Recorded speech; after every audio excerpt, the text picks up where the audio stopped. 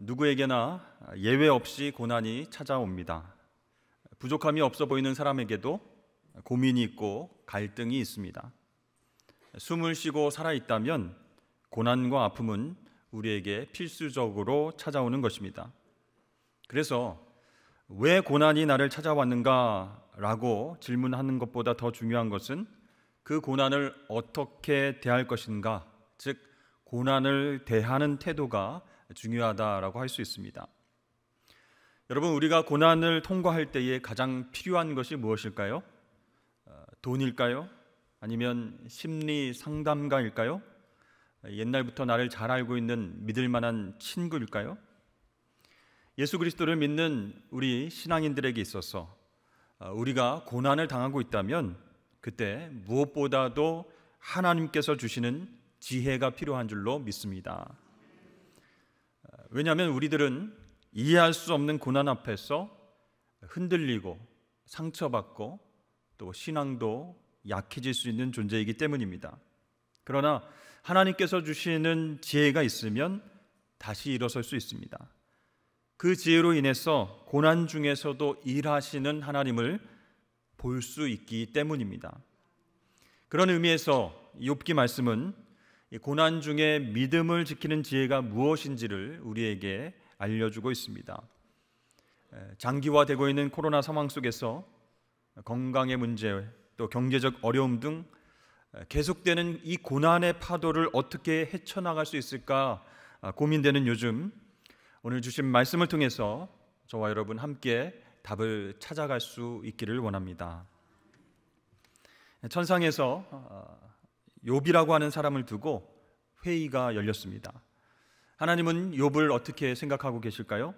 온전하고 정직한 사람, 악에서 떠난 의로운 사람이라고 그렇게 칭찬하셨습니다.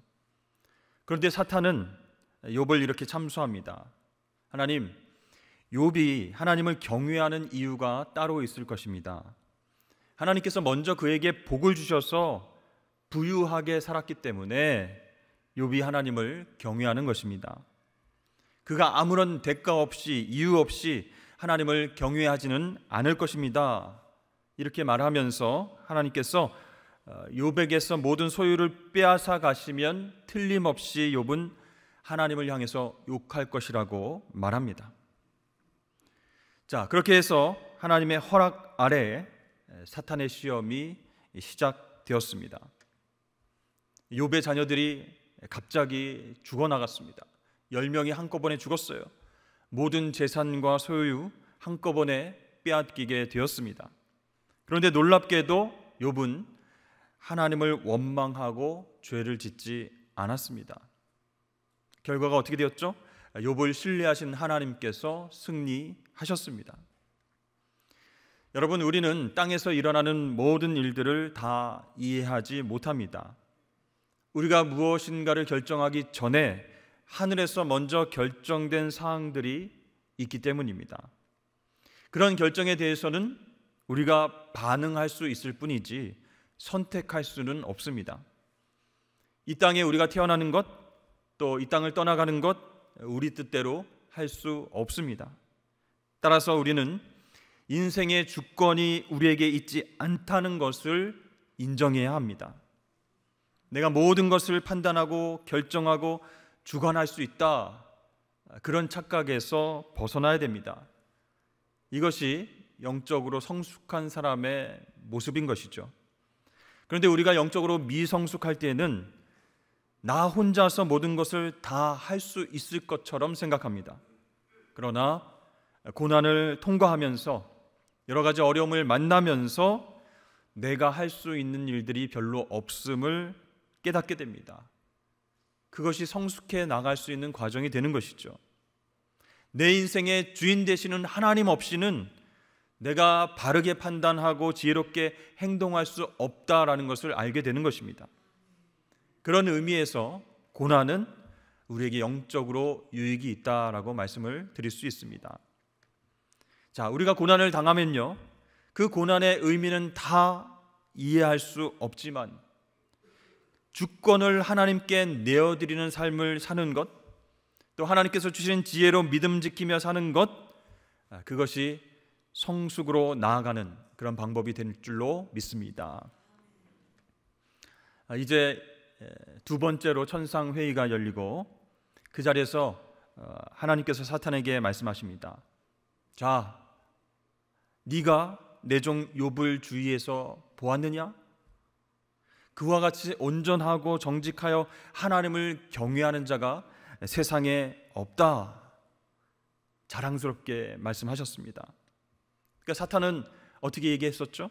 욥의 소유를 빼앗아 가시면 하나님을 욕하고 분명히 떠나갈 것입니다.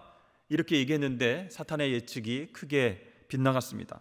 그래서 하나님은 자랑스럽게 너 내 종 욥을 봤지? 그가 어떻게 행동했는지 봤지? 이렇게 칭찬하신 것이죠. 자기의 온전함을 지켰다라고 하나님 말씀하셨습니다. 결국 욥이라고 하는 사람의 겉과 속이 똑같다라는 것이 밝혀진 셈입니다. 그런데요, 욥이 이렇게 믿음을 지켜냈지만 개인적으로 보면 너무나 끔찍하고 억울한 일을 경험하게 된 것이죠. 하나님을 지금까지 전심으로 예배하고 의롭게 살아왔는데 돌아온 것은 무엇입니까?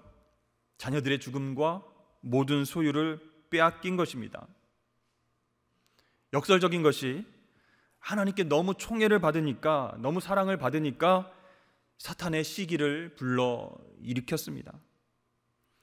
신앙이 너무 견고하고 하나님 사랑을 많이 받았기 때문에 욥에게 이런 고난이 주어졌다라는 생각을 피할 수가 없습니다. 그러면 우리 욥의 고난을 피하기 위해서 대충 신앙생활을 해야 되겠다, 이런 생각을 할 수도 있는 것이죠. 여러분, 이것을 인간이 어떻게 다 설명할 수 있겠습니까? 사랑을 많이 받으면 평안해야죠. 엄청난 고난이 오게 된다? 그러면 너무나 힘든 거예요. 너무 억울한 겁니다. 받아들일 수 없게 되는 것이죠. 여러분, 하나님께서 우리 사람에 대해서, 역사에 대해서 어떤 결정을 내리셨을 때 우리는 그것에 대해서 다 이해할 수 없습니다.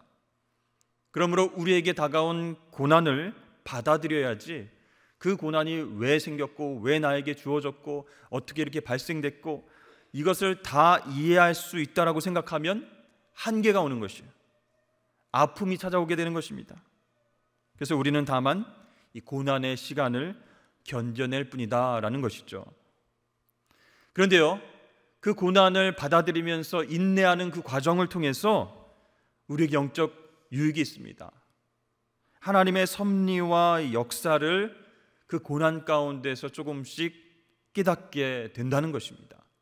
다 이해할 수는 없지만 하나님의 주권을 인정하게 되고 하나님의 뜻을 조금씩 발견함으로써 나의 모든 욕심을 내려놓을 수 있는 그런 유익이 있다는 것이죠.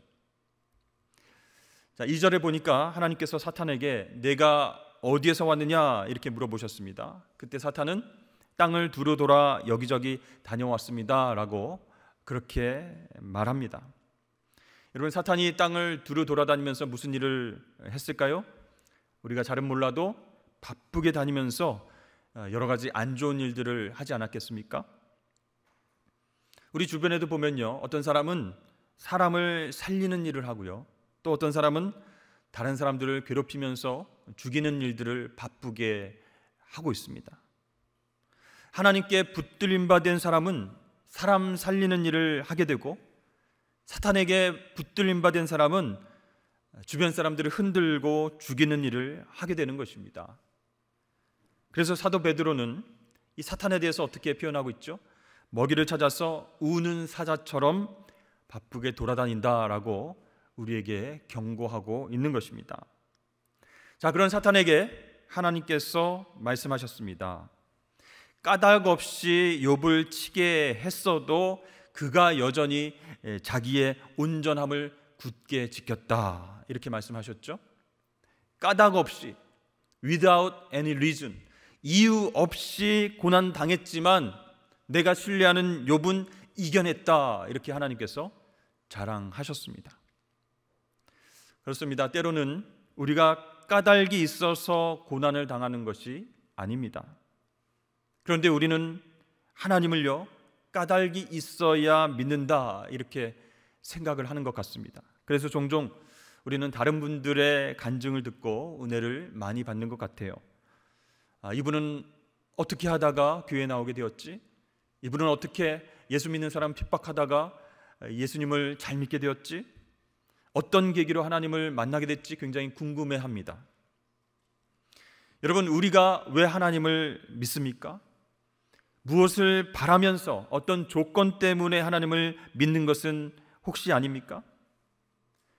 여러분, 우리는 하나님을 무슨 까닭이 있어서 믿는 것이 아니라 하나님을 하나님으로 인정했기 때문에 믿는 줄로 믿습니다. 그런데요, 사탄은 그렇게 말하는 게 아니에요. 그렇게 말하지 않습니다. 하나님께서 사람들에게 복을 막 쏟아 부어주시면 누가 하나님을 믿지 않겠습니까? 까닭이 있으니까, 바라는 게 있으니까 하나님을 믿는 것입니다. 하나님 욥에게 더 큰 고난과 아픔을 줘볼까요? 그럼 분명히 욥은 하나님을 배신할 겁니다. 자, 이렇게 사탄은 끝까지 우리를 헐뜯고 참수해서 믿음으로부터 멀어지게 만듭니다. 하나님을 배신하도록 만들고 있는 것이죠. 언제까지요? 오늘도, 내일도, 매일같이 우는 사자처럼 우리를 지켜보면서 돌아다니고 있습니다. 사탄은 4절에서 이렇게 말합니다. 사탄이 여호와께 대답하여 이르되 가죽으로 가죽을 바꾸오니 사람이 그의 모든 소유물로 자기의 생명을 바꾸올지라. 자, 가죽으로 가죽을 바꾼다, 그 모든 소유물로 자기 생명을 바꾼다, 이 말은요, 베두인들의 속담입니다. 그러니까 동물의 가죽이 있는데 그 가죽을 그에 상응하는 물건으로 교환하는 것, 그런 뜻입니다. 그러니까 사탄은 지금 하나님께 이렇게 말하는 것입니다. 하나님, 욥이 자녀들과 재산이 다 사라져도 그것은 자기 생명과 관계가 없으니까 그렇게 믿음을 지켜낸 것입니다. 그러나 자신의 생명이 위협을 받는다면 그때 그 생명을 지키기 위해서 무엇이든지 할 것입니다. 결국 욥은 하나님을 부인하고 저주할 것입니다. 한 번 더 시험하셔서 그의 뼈와 살을 한번 치시면 틀림없이 주를 향하여 욕하게 될 것입니다. 이렇게 말하고 있는 거예요. 그때 하나님은 됐다, 그만해라, 이렇게 하시면 좋은데 이 사탄의 시험을 허락하시면서 다만 그의 생명은 해하지 말라라고 말씀하셨습니다. 좀 우리가 이해할 수 없는 장면이기도 합니다. 신학에서 신정론이라고 하는 그런 학문이 있습니다. 하나님은 과연 선하신가? 하나님께서 선하시다면 왜 이 세상 가운데 악을 허락하시는가? 이런 문제를 다루는 학문입니다. 여러분, 선하신 하나님께서 사탄의 시험을 왜 계속해서 허락하시는 것일까요? 신실하게 하나님을 믿고 하나님을 배반하지 않은 그 욥에게 왜 계속해서 어려움을 주시는 걸까요? 욥이 하루 만에 엄청난 고통을 경험하고 모든 것을 잃어버렸는데 그것으로 충분하지 않다는 얘기입니까? 욥의 경건과 그의 신앙과 중심을 증명하기에 충분했음에도 불구하고 왜 하나님은 계속해서 욥에게 고통을 허락하는 것일까? 그런 생각이 들게 됩니다. 여러분, 그런데요, 사람이 큰 고통의 코너에 내몰리게 될 때 마지막까지 무엇을 붙들고 살아가는가, 그것이 그 사람의 진짜 모습이 됩니다. 죽음이 올 때까지 무엇을 붙들고 살아가는가가 그 사람의 신앙의 본질이 되는 것입니다. 그래서 하나님께서는 생명은 터치하지 말고 육신의 고통을 통해서 한번 시험해 봐라. 죽음이 올 때까지 욥이 무엇을 붙들고 사는지, 그의 마음의 신앙이 진짜인지 한번 테스트해 봐라 라고 말씀을 하신 것이죠. 우리는 이러한 스토리를 잘 알고 있습니다. 믿음을 끝까지 지켜낸 순교자들의 이야기죠. 고난과 아픔 속에서 어떻게 하나님 앞에 기도했는지 잘 알고 있습니다. 어떻게 생명의 위협이 계속되는 상황 속에서 예수님을 배신하지 않고 믿음을 지켜냈는지 우리는 많이 들어왔습니다. 그런데 그러한 일들이 나에게 일어난다면 여러분 그렇게 할 수 있으시겠습니까? 생명을 위협받으면 그 생명보다 신앙을 지키는 것이 과연 쉬운 일이겠습니까? 욥이 이러한 고통과 아픔 속에서 어떻게 하나님을 배신하지 않고 믿음을 지켜낼 수 있을까요? 자, 욥은 한 가지 확실하게 생각한 것이 있었습니다. 그것은 하나님께서 허락하신 일들에 대해서 평가할 고난이 자신에게 없음을 믿었습니다.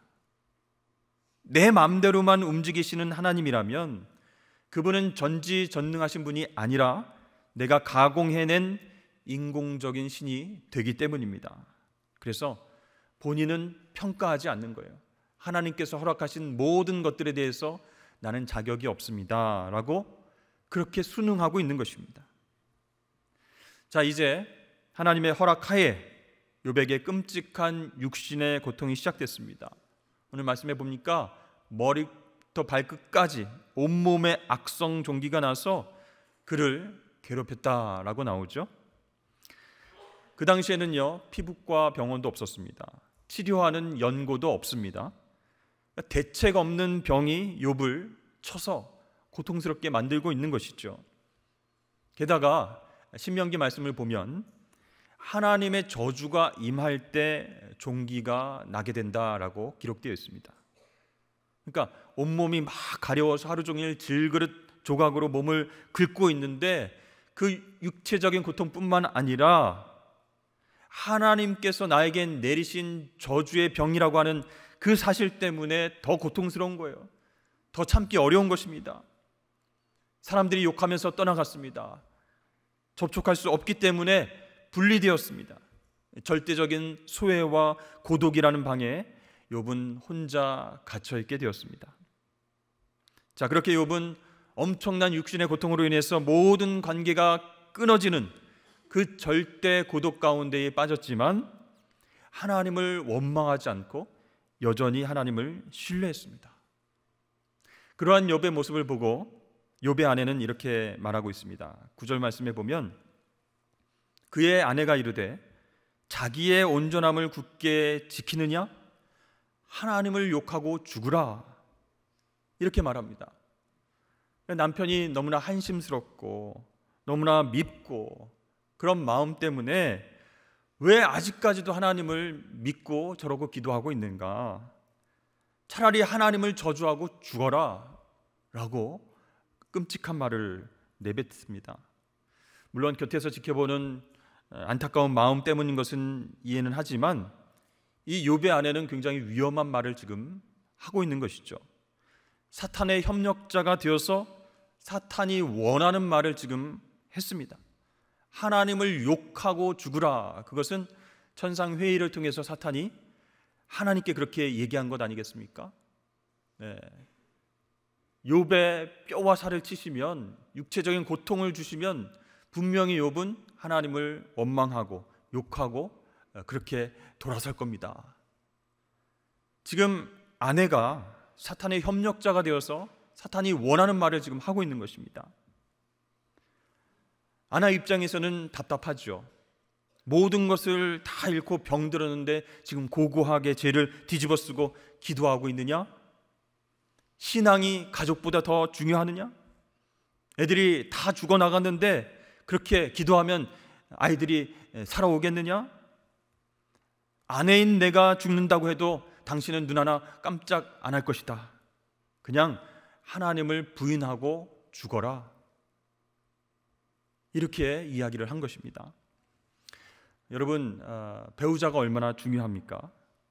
어떤 분들은요, 배우자 때문에 신앙을 얻은 사람이 있고요, 어떤 사람은 배우자 때문에 신앙을 잃어버린, 그리고 버린 사람들도 있습니다.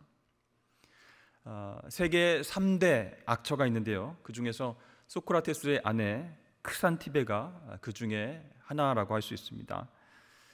소크라테스가 제자들에게 이렇게 얘기를 했다고 합니다. 쌤이 너는 참 행복하겠다. 왜냐하면 말을 하지 않는 아내가 있기 때문이다. 이렇게 얘기를 했다고 합니다. 또 제자들에게 여러분 꼭 결혼하십시오. 좋은 아내를 만나면 행복해질 수 있습니다. 그러나 나쁜 아내를 만나면 나처럼 철학자가 될 수 있습니다. 이렇게 얘기를 했다고 합니다.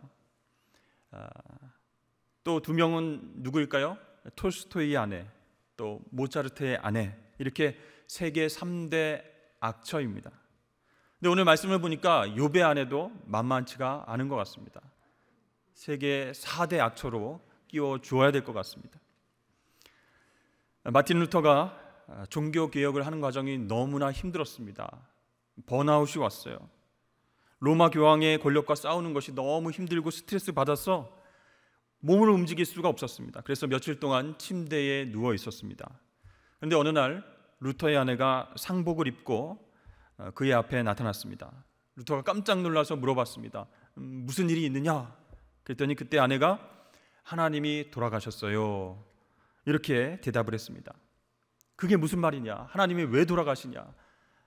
왜 당신이 상복을 입고 그런 말을 하느냐? 라고 물어봤더니 하나님께서 살아계시다면 당신이 이렇게 계속 누워있을 수 없습니다. 하나님께서 돌아가셨으니까 당신이 이렇게 힘없이 누워있는 것 아니겠습니까?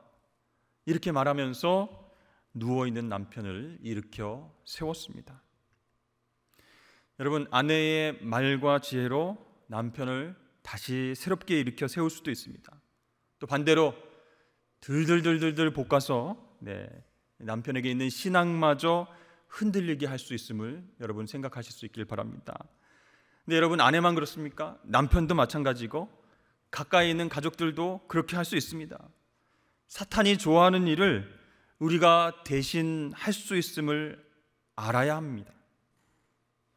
자, 이렇게 여러 가지 방해로 인해서 고난 중에 믿음을 지키는 것이 굉장히 어렵다는 것이죠. 자, 오늘 말씀을 통해서 욥이 그러나 끝까지 하나님을 섬길 수 있었던 이유가 무엇일까요? 하나님께서 주신 물질의 복 때문인가요? 아니죠. 그것들이 다 없어졌을 때도 욥은 흔들리지 않고 하나님을 바라보았습니다. 원망하지 않았습니다. 자, 그 다음 생명의 위협이라고 하는 고통이 찾아왔습니다. 그래도 욥은 믿음을 지켜냈습니다. 자, 이런 욥의 모습을 통해서 우리가 생각할 수 있는 것이 무엇일까요? 욥은 하나님께서 주신 선물 때문에 하나님을 따르고 경배하고 섬기지 않았다라는 것을 알 수 있습니다. 우리 함께 10절 말씀을 읽어보도록 하겠습니다. 시작. 그가 이르되 그대의 말이 한 어리석은 여자의 말 같도다. 우리가 하나님께 복을 받았은즉 화도 받지 아니하겠느냐 하고 이 모든 일에 욥이 입술로 범죄하지 아니하니라. 아멘. 그렇습니다. 욥은 아무 바라는 것 없이 까닭 없이 하나님을 믿고 신뢰하고 있었습니다. 그의 고백처럼 복을 주신 분도 하나님이시고 화를 주시는 분도 하나님이신 줄로 믿습니다. 그럼 여러분, 제가 여기서 질문 하나 드리겠습니다. 여러분은 아무것도 바라지 않고 하나님을 믿고 계십니까? 네. 복을 주시던 화를 주시던 그분을 끝까지 신뢰할 수 있으십니까? 네. 어떤 분은 크게 아멘 하셨지만 어떤 분은 아멘 이렇게 하시는 분들도 많이 계신 것 같아요. 왜냐하면 굉장히 어려운 문제이기 때문입니다. 그러면 여러분, 예수님의 십자가 옆에서 구원받은 강도를 한번 생각해 보시길 바랍니다. 그 강도는 지상에서 예수님의 마지막 동반자가 되었습니다. 또 천국에 예수님과 함께 들어간 최초의 동반자가 되었습니다. 자, 십자가에서 주님께서 고통당하시고 운명하실 때 제자들은 어디 있었죠? 다 뿔뿔이 흩어졌습니다. 도망갔습니다. 그런데 사형수가, 강도가 예수님 곁에 있었습니다. 그가 제일 먼저 예수님과 함께 천국에 갔다는 것이죠. 그러면 그 강도는 언제 예수님을 믿었습니까? 예전에 오병이어 기적을 경험하고 주님을 믿었습니까? 아닙니다. 그러면 죽은 나사로를 살리실 때 주님을 믿었습니까? 아닙니다. 예수님께서 십자가에 달려서 고통스럽게 죽어가실 때 그분을 믿었습니다. 정말 무력해 보이고 아무 능력도 보이시지 않는 그때, 하나님도 버리고 제자들도 버렸을 그때에 주님을 믿었습니다. 여러분, 이런 믿음이야말로 아무 바라는 것 없이 예수님을 인격적으로 만나고 믿은 것 아니겠습니까? 이 강도는요, 착한 일을 한번 해보고 죽고 싶어도 그렇게 할 수 없었습니다. 십자가 위에서 강도가 유일하게 할 수 있는 것은 예수님이 하나님의 아들이심을 믿고 고백하는 것이었습니다. 사랑하는 여러분, 그러므로 예수님을 인격적으로 만나시길 주의 이름 축복합니다. 무엇을 바래서 믿는 것이 아니라, 무엇을 내가 얻을 수 있기 때문에 믿는 것이 아니라, 나의 구세주이시기 때문에 우리는 끝까지 신뢰할 수 있음을 믿으시길 바랍니다. 그럼 여러분, 오늘 말씀을 통해서 고난 중에 믿음을 지키는 지혜가 과연 무엇이겠습니까? 첫 번째로 우리의 시선을 지키는 것입니다. 주신 선물을 보는 것이 아니라 주신 분을 묵상하면 욥처럼 고백할 수 있어요. 우리가 하나님께 복을 받았은즉 화도 받지 아니하겠느냐, 이런 고백이 가능하게 되는 것입니다. 하나님이 주신 선물을 보는 것이 아니고 그 하나님, 선물 주신 분을 바라볼 때에 그런 고백을 할 수 있는 거예요. 여러분, 무엇을 바라보느냐가 우리의 생각을 지배하게 됩니다. 고통 중에서 내 고통만 바라보면 힘이 들어요. 하나님 원망하게 됩니다. 왜 이런 고난을 줬냐고 소리치게 됩니다. 그러나 하나님을 바라보면 고통 가운데서도 일하시는 그분을 만나게 될 줄로 믿습니다. 그래서 하나님을 만나기 전에는 하나님이 계시다면 어떻게 우리에게 이런 일이 일어납니까? 이렇게 얘기했었는데 그 이후에 어떻게 변합니까? 하나님이 계시지 않았다면 우리가 어떻게 이 고난을 견딜 수 있었겠습니까? 이렇게 고백하게 된다는 것이죠. 원망과 걱정 대신에 오히려 감사를 하나님께 올려드리고 안도의 한숨을 내쉬게 되는 것입니다. 그래서 어디에 시선을 두느냐에 따라서 그 삶이 엄청난 차이를 보이게 되는 것입니다. 그렇습니다. 여러분, 하나님으로부터 멀어지지 않도록 우리의 시선을 하나님께 고정시키시길 축복합니다. 두 번째로는요, 우리의 입술을 지키는 것입니다. 10절 말씀에 보면 욥은 하나님을 욕하고 죽으라 이렇게 말하는 아내에게 그대의 말이 어리석은 여자의 말 같도다 이렇게 얘기하면서 입술로 범죄하지 않았다라고 나와 있습니다. 자, 우리는 이 입술을 지킴으로써 믿음을 지켜낼 수 있습니다. 야고보 사도가 혀와 말에 대해서 이렇게 경고했습니다. 혀는 능히 길들일 사람이 없나니 쉬지 아니하는 악이요 죽이는 독이 가득한 것이라. 그러니까 우리는 입을 열면요 독을 쏟아낼 수 있는 그런 존재예요.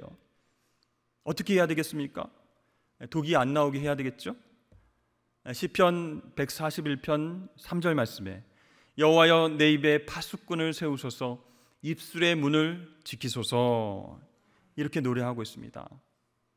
그러니까 우리가 입을 열어서 독을 내뿜지 않으려면 기도해야 됩니다. 하나님, 내가 입을 열 때 독이 뿜어져 나오지 않도록 입술의 문을 지켜주십시오. 우리 입에 파수꾼을 세워주십시오. 이렇게 기도해야 된다는 것입니다. 어떤 분들은요 막 화가 나면 참을 수가 없습니다. 고통과 어려운 일이 있으면요 믿는 사람이라 할지라도 무조건 입을 열어서 욕하고 봅니다. 그래서 이런 된장, 이런 고추장 하면서 계속 장을 찾는 거예요.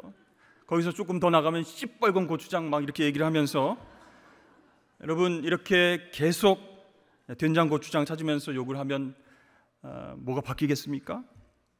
제가 보면 나중에 그 인생은 막장 인생이 된다라는 것이죠. 장은 장인데 인생 막장이 된다는 것입니다.